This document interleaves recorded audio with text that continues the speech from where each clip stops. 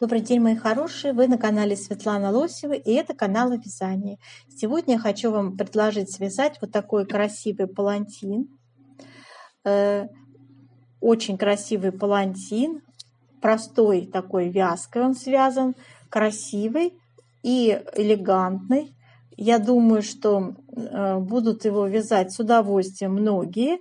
Он может использоваться как верхняя часть, да, аксессуар как верхний, да, так и просто как палантин, какой-то шарфик, можно разной ширины его связать, разной длины. Я считаю, что это очень интересная вещь, да. Смотрите, он у нас с кордом. Корд, видите, как красиво обрамляет изделие. Вот я вам сегодня расскажу, как добиться вот такой вот красивого края, да.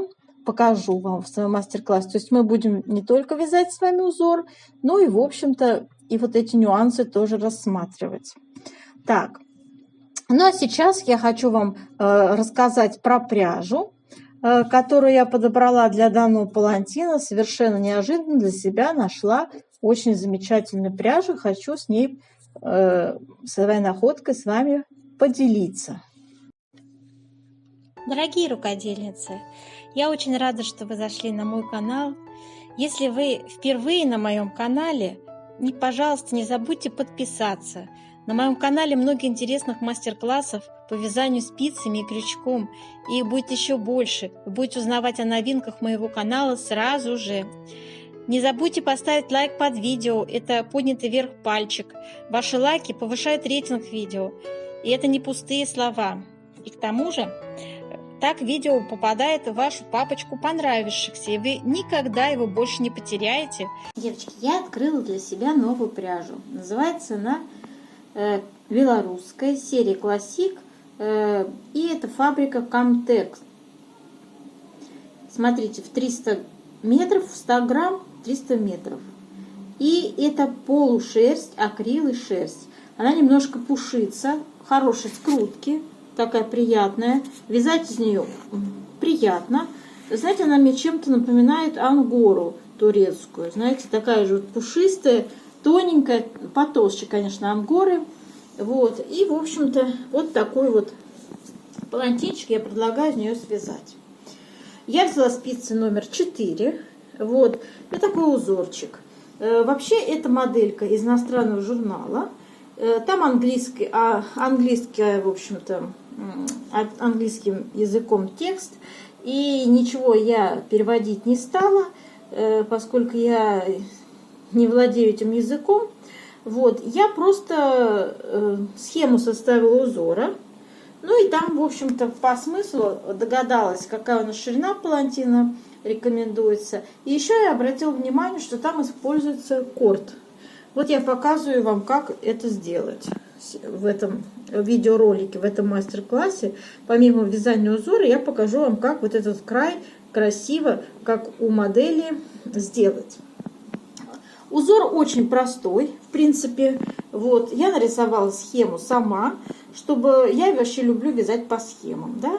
Вот, поэтому для удобства я нарисовала эту схему.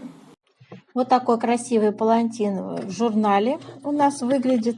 То есть его можно как модный аксессуар носить, да. То есть не обязательно как теплое какое-то изделие. Ну, соответственно, представить его как нарядный какой-то палантин, да.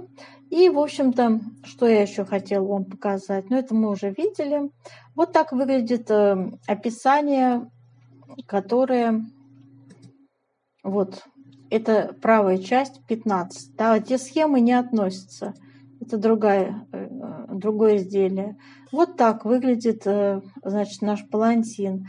И вот здесь, что я смогла разобрать, может быть, это будет интересно, девочки. Они считают, что ширина, значит, автор модели считает 60 сантиметров ширина и 168 сантиметров длина. Это я уже, знаете, я не понимаю английскую речь, не понимаю английский язык, я просто по наитию вижу цифры, да. Это вот в дюймах, в сантиметрах идет. Так. Спицы они рекомендуют 3,75, я брала 4, да. Пряжа здесь довольно толстая, Смотрите, в 50 грамм 105 метров, 96 метров. У нас пряжа получается в 50 грамм 150 метров. То есть она намного тоньше, но она пушистая, вы видели, да? Вот. И вот это описание узора, которое я вообще ничего не поняла, я просто взяла и по рисунку нарисовала. То есть вот этот весь перевод для меня это как китайская грамота, да. Я нарисовала схему для своего удобства. Думаю, что и для многих из вас тоже будет удобнее вязать по схеме. И теперь эту схему я вам сейчас продемонстрирую. Вот она у меня такая, от руки нарисованная. 12 рядов и 12 петель раппорт. Я его вот выделила, видите? Вот отсюда до сюда, да?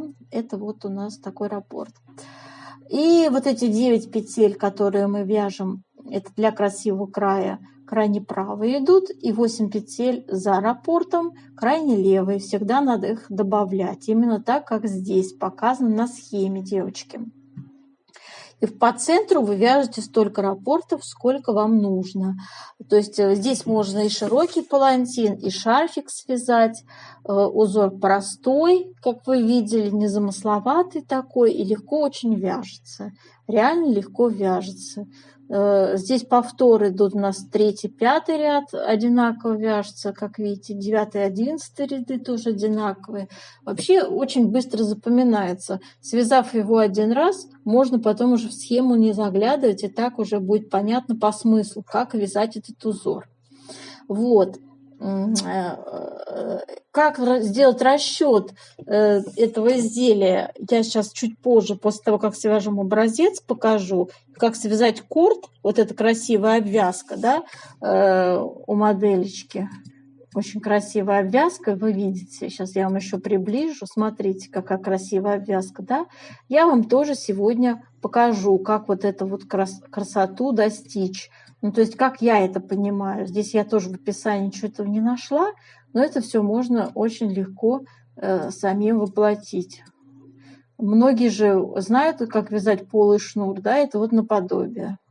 Если кому-то будет интересно без моего видео мастер-класса обойтись, то, пожалуйста, находите такие видео на эту тему, вяжем корд, да, и, в общем-то, тоже достигнете таких знаний. Ну, а сейчас давайте приступим с вами к вязанию этого красивого узора. Итак, у нас с вами для образца, я уже связала вот один раппорт, для образца мы будем набирать 31 петлю и будем вязать с вами узор с первого ряда. Начинаем вязать с первого ряда. Итак, девочки, я сейчас показываю. Значит, первые 9 петель у нас идут перед раппортом. Их нельзя игнорировать. Именно так должно начинаться вязание этого узора. 4 лицевые. 1, 2, 3, 4. Накид. 3 вместе лицевой с наклоном влево. Можно вправо. Вообще без разницы. Опять накид. 2 лицевые. Связали эти 9 петель. Теперь вяжем раппорт. Будьте внимательны. Этот раппорт нужно будет чередовать, вернее, не чередовать, а повторять постоянно на ту самую ширину, которую вы примете для данного палантина. Вообще 60 сантиметров надо. Итак, значит, лицевая, накид, 3 вместе лицевой с наклоном, я вяжу влево, накид, снова 3 лицевые, 1, 2, 3, накид, 3 вместе одной лицевой с наклоном влево, накид, 2 лицевые. Связали раппорт узора. Это и есть раппорт. За раппортом повторяем 8 петель. 8 петель, так должно заканчиваться вязание этого узора всегда. То есть лицевая, накид, 3 вместе одной лицевой с наклоном влево, снова накид и 4 лицевые. 1, 2, 3, 4. Кромочную вяжем изнаночной. все изнаночные ряды вяжутся изнаночными петельками, накиды в том числе. Третий ряд. Вяжем 9 петель перед раппортом. Начинаем 3 лицевые, 1, 2, 3, 2 вместе лицевой с наклоном вправо,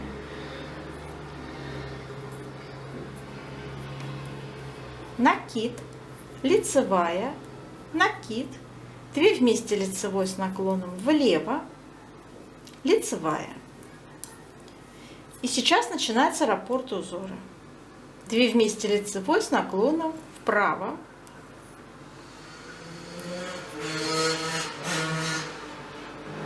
накид, лицевая, накид, 2 вместе лицевой с наклоном влево, лицевая, 2 вместе лицевой с наклоном вправо,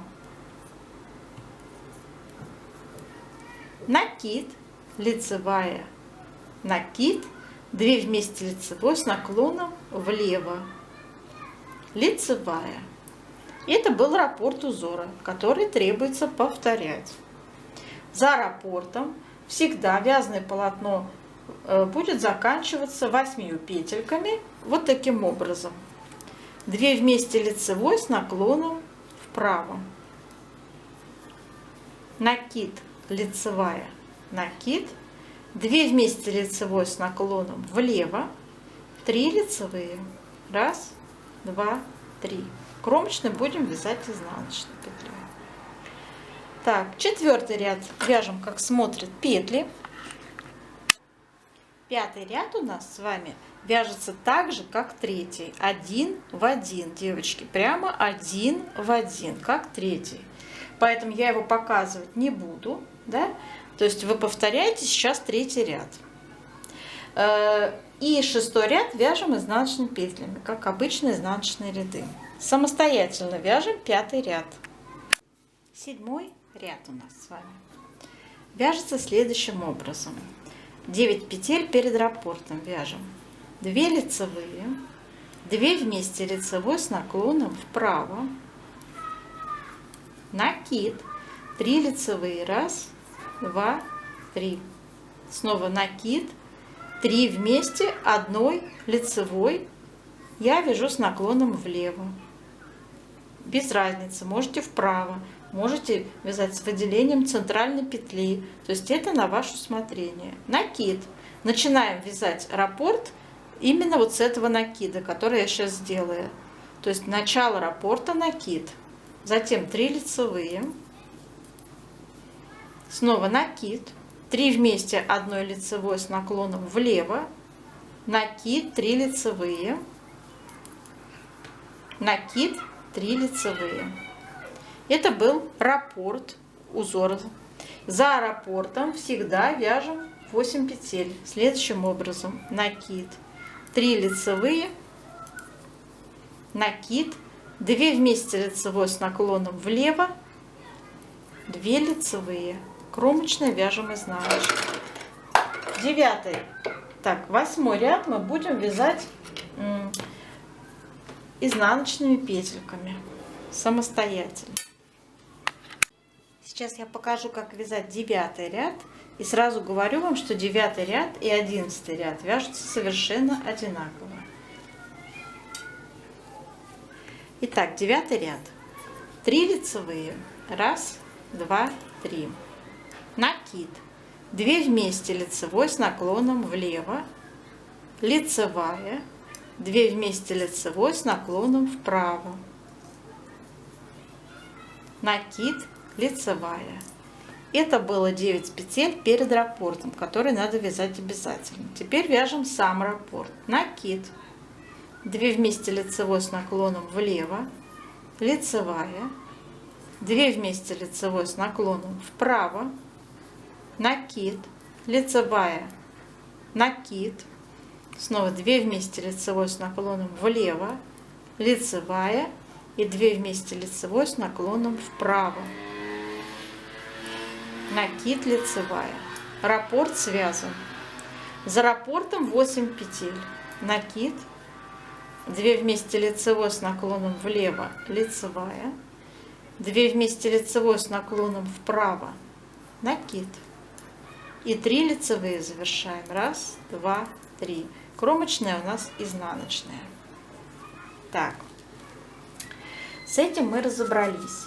Значит, как я уже сказала, 10 ряд у нас изнаночные петли, это изнаночный ряд. Затем у нас идет 11 ряд, точно такой же, как сейчас мы с вами провязали, 9 ряд. И у нас 12 ряд вяжется изнаночными петлями. На этом раппорт узора заканчивается, то есть он 12 рядов всего. И далее у нас идет повтор с первого ряда. Вот такой простой, в принципе, узор, да? Давайте сейчас сделаем влажную тепловую обработку образца, чтобы нам понять, какая у нас плотность и сколько нам нужно раппортов на нашу ширину палантина выбранную. Да? Ширина палантина бывает обычно 60-70 сантиметров.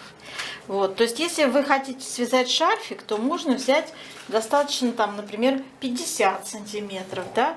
А вот для палантина нужно взять побольше. То есть, девочки, здесь от вашего желания все зависит. Сейчас я края еще вот так тоже выпрямлю. Лицевая гладь тяжело выпрямляется, отпариваем края и оставляем наш образец сохнуть, как вот он есть. Как вот он есть, пусть сохнет. Так, девочки, высох наш образец, прикладываем линейку, измеряем ширину.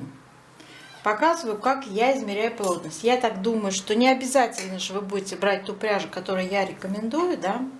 Измеряем 19 сантиметров. То есть вы также измеряете свой образец. 19 сантиметров. У меня в раппорте участвовал 31 петля. 31 мы поделим на 19 сантиметров. Получается вот такая цифра 1,63. Да? Вот мы ее и запишем для большей точности. В 1 сантиметре 1,63 петли у нас. Вот. Отлично. Можно измерить вертикальную плотность, чтобы определиться с высотой, с длиной нашего палантина. Измерим. Так, у меня 12,5 сантиметров. И здесь ряды, девочки. Ряды. Ряды всегда измеряются таким образом. Измеряете высоту вашего связанного образца и количество рядов считаете. И затем количество рядов делите на ширину высоту в сантиметрах. Получается плотность по вертикали. Я вам рассказываю, да? То есть вот на примере я показываю вам сейчас. У меня 12 сантиметров, как я уже сказала, и считаем ряды. У меня 26 рядов я посчитала и 12 сантиметров. То есть, как я и сказала, 26 рядов делим на 12 сантиметров измеренных. Получается вот такая цифра. 2, ну давайте напишем 15 сотых, чтобы как-то было. То есть вертикальная плотность в 1 сантиметре 2,15 ряда умещается. Так, замечательно. Теперь распределяем раппорты. Теперь я хочу вам рассказать, девочки, как при моей плотности, сколько петель мне набрать. Я уже посчитала, мне надо набрать 103 петли. У меня будет 7 целых раппортов по 12 петель, каждый раппорт. Справа у меня будет 9 петель, как мы вязали в образце, и крайне левый у меня будет 8 петель. И обычно я всегда вот так рисую. Смотрите, вот вы набрали, да, наборный ряд и распределяете свои раппорты. Значит, у нас, как я уже сказала, 7 раппортов по 12 петель. 1, 2, 3, 4, 5, 6, 7 по 12. И у нас с вами справа мы вязали, помните, да, вот эти 9 петель по схеме. 9. И слева 8 мы вязали. Еще одна кромочная справа, одна кромочная слева. Если это все сложить, то получится 103 петли. Теперь как определить ширину? Ширина палантина получается 63 сантиметра. Как я это сделала? Я 103 поделила на 1,63. Получилось 63 сантиметра будет у нас ширина нашего палантина. Если вы хотите 50, то аналогичным образом просто поступайте, как я это сделала. То есть началось все с того, что я взяла 60 и умножила на нашу плотность 1,63. По горизонтали я сейчас рассказываю. У меня получилось вот такое число, 98, да, скажем так. Вот. Но я 98 разделила на 12, то есть это число петель в раппорте. У меня получилось 8 раппортов. Вот. Но я знаю, что у нас еще 17 петель дополнительных, да, то есть я взяла 7 раппортов. 7 я умножила на 12, это 84 петли. Я добавила 17 петель, которые у нас идут дополнительные, справа и слева 9 и 8, в сумме 17. И добавила 2 кромочные. Получилось вот это искомое число 103 петли. Вот такая у меня логика. Сейчас я хотела бы еще вам, девочки, сказать следующее. То есть мы с вами решили, если этот палантин 63 сантиметра, то в ширину то надо набрать 103 петли. Да? Если это меньше, то вы сами посчитайте. Ну, можно взять на один раппорт поменьше, например, да, и получится у нас там, например, не 7 раппортов в центре, а 6 раппортов в центре, да, то есть это получится следующим образом: 6 на 12, это будет 72, плюс 17 петель дополнительных и плюс 2 кромочных, 91 петля будет. 91 мы поделим на 1,63, это плотность, и получим, что вот, пожалуйста, 56 сантиметров можно сделать шарф уже получается. Вот. Ну или палантин также. То есть вот такая вот арифметика нехитрая, да? То есть если вы хотите 56 сантиметров, то вам нужно набрать 91 петлю. Вот так. Так, дальше. Я хотела бы вам показать вот этот красивый корд, который обвязан, как я его вижу. Я взяла спицы поменьше, то есть мы вязали четверочкой. Я считаю, что палантин должен быть такой вот, он вяжется всегда более свободно. Но во всяком случае я всегда вяжу очень свободно палантины, беру спицы побольше, не так, как для плечевого изделия плотно, да. Вот, поэтому я взяла 3,5 для корта и показываю вам сейчас, как это сделать. Смотрите, значит, из одной петли надо вывязать 3. Но я первую беру вот так обычно вывязываю, да, потом из скрещенную еще одну вывязываю. Вот, потом еще вот так вывязываю. Вот, у меня получилось 3 петли, да, 3 петли. И я их сейчас вот так, девочки, возвращаю на левую спицу. И сейчас буду корд вязать. Смотрите, вяжу первые 2 лицевые. Раз, немножко, 2. А третью петлю я провязываю вместе вот с этой, которая у нас уже есть на спице, да, вот так. Связала, да. Теперь опять 3 петли переснимаю на левую спицу. И также провязываю. Первые 2 у меня идут лицевыми. Раз, 2. И 2 следующие, 2 вместе одной лицевой я провязываю. Вот. Дальше опять переснимаю все 3 петли, возвращаю на левую спицу. И снова вяжу 2 лицевые. И 2 вместе одной лицевой. Только у меня тут скрещенный получается, не надо этого делать, она должна развернута быть петля. Так, и 2 вместе одной лицевой. Так, снова возвращаю. Так, и опять вяжу 2 лицевые, первые. И 2 вместе одной лицевой. Получается у меня с наклоном влево. И вот образуется у нас вот такой корд, да? Понимаете, о чем я говорю? Такой красивый корд обвязывается у нас все вязаное полотно. Очень красиво получается в обрамлении, да? Вот, то есть первые 2 лицевые провязываем, а затем 2 вместе одной лицевой. И возвращаем все 3 петли сюда обратно. И опять следующий ряд. И так закрываем, получается, все петли, да? Когда вы дойдете до конца. С таким кортом. Вот. И также можно продолжить по этим вот боковушкам. Также просто захватывайте одну петлю, да, из вот так вот, из одной петли, за одну петлю крайнюю. И также вяжете вот такую вот красоту. Вот. Я вам показала. Это вот с лицевой стороны. Сейчас покажу, что у нас с изнаночной. Пересниму петельки, да, с изнаночной. Давайте посмотрим. С изнаночной, ну, обычно вот закрытие идет. Красиво, правда? Красиво смотрится, эффектно. Вот так, вот таким кордом мы будем закрывать петельки. Я так смотрю на девушке модели, именно так и идет оформление края всего палантина в целом. И здесь вот также зайдете до конца и также продолжите вот это обрамление, вместе будете провязывать вот эту вот как бы подхватывать и провязывать, подхватывать 2 вместе и провязывать.